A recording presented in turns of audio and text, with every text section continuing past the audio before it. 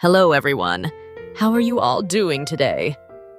Today, I want to share with you a fascinating cleaning method. Just hearing the name is enough to spark curiosity, right? I came across this method by chance when I found the book The Gentle Art of Swedish Death Cleaning by Margareta Magnusson. If you're looking to learn how to let go of unnecessary things and free yourself from the burden of clutter, then this book is definitely worth reading. At first, I was just curious and decided to give it a try, but the more I read, the more amazed I was. Although the name might sound a bit grim, the content holds a deep philosophy about lightness and peace of mind. Initially, I only wanted to learn about it so I could introduce it to my grandparents, since this method is often associated with older people. But then, I realized it could benefit anyone, including myself. And yes, Swedish death cleaning truly rescued my home. It wasn't just about tidying up. It taught me how to let go of things I no longer needed, making my living space more organized, spacious, and comfortable than ever. First, to help you understand this method better, I'd like to give a brief introduction. If you feel this part isn't necessary, feel free to skip ahead to the main content of the method. Death cleaning, or dustädning in Swedish, refers to the process of sorting through and organizing one's personal belongings before passing away. This method is not just about tidying up, it's about reducing the burden on family members so they don't have to struggle with managing a loved one's possessions after their passing. This practice has been a part of Swedish culture for a long time. Writer Margareta Magnusson once said, "Everyone is afraid of dying, and so are the Swedes, but we talked about it." According to her, proactively decluttering your home as you age or before you pass away is not only a way to free up space, but also a means of relieving both yourself and your loved ones from the overwhelming mess that might be left behind. I hope what I've shared so far has helped you understand better. Now, let's jump into the first tip together.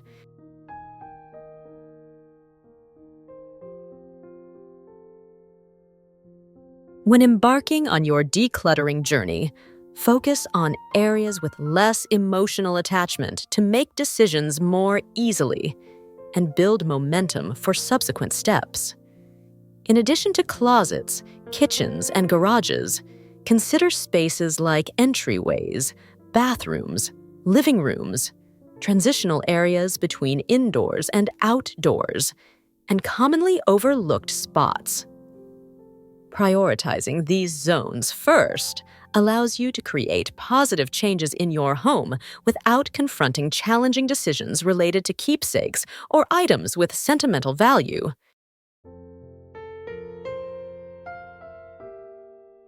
Imagine a day when you're no longer here and your family is left to sort through piles of your belongings. They open each item, unsure whether to keep it or discard it, perhaps even questioning why you held on to certain things. The overwhelming task of making these decisions on your behalf could leave them feeling confused, burdened, and emotionally drained. And what if, among those possessions, there are personal or sensitive items, things only you understood, things you never intended for anyone else to find? Imagine the moment of surprise, the lingering questions. Why did they keep this? What did it mean to them? Should we throw it away or hold on to it? No one wants to leave their loved ones in such an awkward or uncomfortable situation. So why not help them now? By taking the initiative to declutter, simplify, and decide what truly matters, you're not just creating a more peaceful space for yourself, you're also leaving behind a legacy of clarity, ease, and tranquility for those you care about most. Some items are no longer useful, yet I still hold on to them simply because they are tied to memories. I no longer use them, but every time I see them, they remind me of a beautiful moment, a special person, or a significant phase of my life. However, I gradually realized that memories don't reside in objects. They exist in our minds and hearts. Keeping something doesn't make the memory stronger, but it certainly makes the living space more cluttered and overwhelming. We often cling to things we've had for a long time. An old college sweater, a broken watch that was once a birthday gift, or a souvenir from a first trip abroad. Sometimes we hold on to them thinking we might need them someday, or simply because we can't bring ourselves to part with expensive items, even if they no longer serve any purpose in our lives. Yet, when you dare to let go of what no longer serves you, you don't just free up physical space, you free yourself from invisible burdens. You don't need to keep everything to honor the past. Just hold on to what truly matters and make room for new experiences in the present.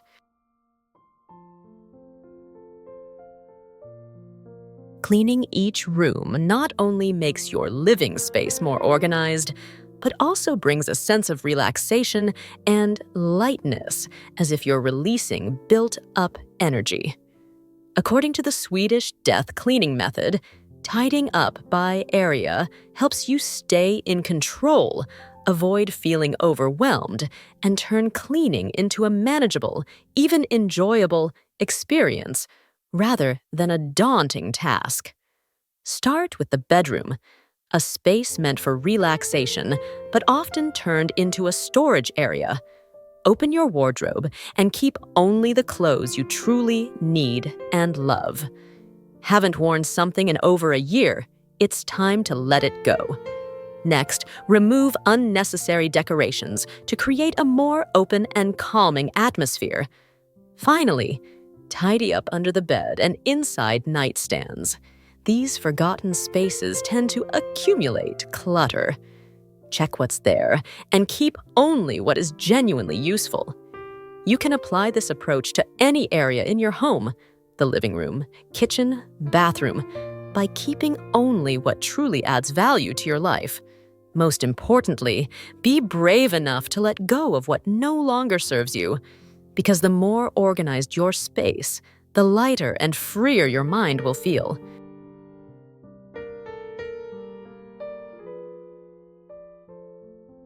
This is not a task that can be completed in a single day, nor should it be rushed.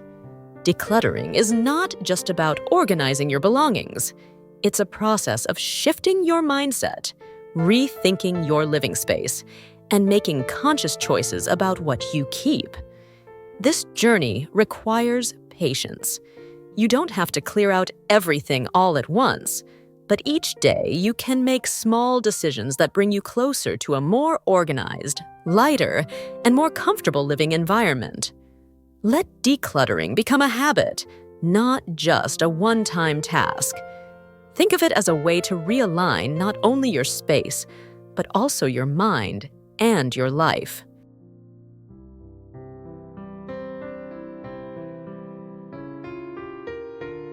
This may be a sensitive story, but I want to share it with you because one day you might encounter someone in a similar situation and help them find optimism in moments that seem overwhelmingly heavy. The younger brother of a friend of mine was diagnosed with cancer, plunging his entire family into a cycle of pain and emotional exhaustion. I still remember visiting their home. The atmosphere was so heavy that it felt suffocating. My friend confided in me, saying he desperately wanted to do something to help his brother find peace, but plans like traveling or engaging in outdoor activities were impossible due to his brother's deteriorating health. At that moment, I suggested something that seemed incredibly simple: gathering the family to declutter his belongings together. My friend decided to try it, and when he later shared the experience, he said it became one of the most meaningful moments they had together. The family didn't see it as a sorrowful task, but rather as an opportunity to reminisce about beautiful memories. As they sorted through old photos and belongings, they laughed, shared stories, and relieved warm moments instead of focusing solely on grief. Most importantly, they respected his brother's privacy. No one touched the personal items he wished to keep for himself. Decluttering wasn't about preparing for goodbye. Sometimes, it's about creating meaningful moments where the family can connect in a gentle, heartfelt way. It's also a reminder that you are taking responsibility for your belongings in a way that reflects your wishes. Share your thoughts with your family, allowing them to understand, support, and even join you in this journey. Because sometimes, the true meaning of what we own isn't in what we keep, but in how we cherish and experience it during life's most precious moments.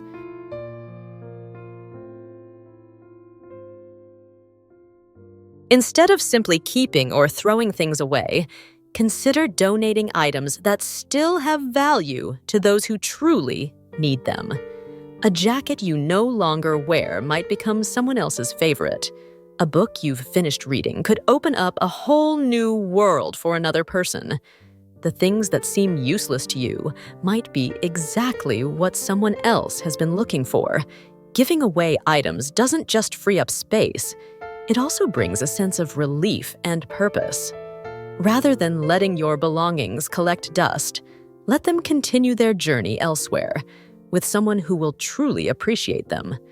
What truly matters isn't how much you own, but whether the things you keep still add value to your life.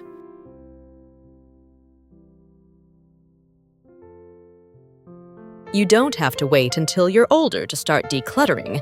Begin now, because your living space reflects the way you live. A tidy home doesn't just bring comfort, it creates positive energy, helping you focus on what truly matters instead of being overwhelmed by unnecessary clutter. Decluttering shouldn't be a one-time event, but a habit. Every item you keep should have a purpose, and every item you let go of is a step toward a simpler, lighter life. Living in a well-organized open space is like lifting an invisible weight off your shoulders. You feel freer, less stressed, and have more room for the things that truly add value to your life. There's no need to wait for the perfect moment to start. Change begins with the small actions today. There are many reasons to start decluttering and letting go of unnecessary items. You may have experienced loss, a breakup, or a divorce, or you might be moving to a smaller space or a retirement home. By organizing your belongings and preparing for a new phase in life, while considering what you leave behind for your loved ones, you not only save them time and spare them unnecessary pain, but also create a meaningful experience for yourself.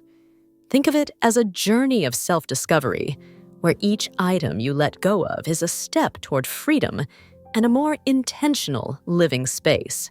Start the decluttering process today and allow yourself and your family to embrace the joy and meaning behind every object and memory you choose to keep. Thank you for reading. If you found this content helpful, don't forget to like, share, and subscribe so you won't miss upcoming videos. See you in the next one.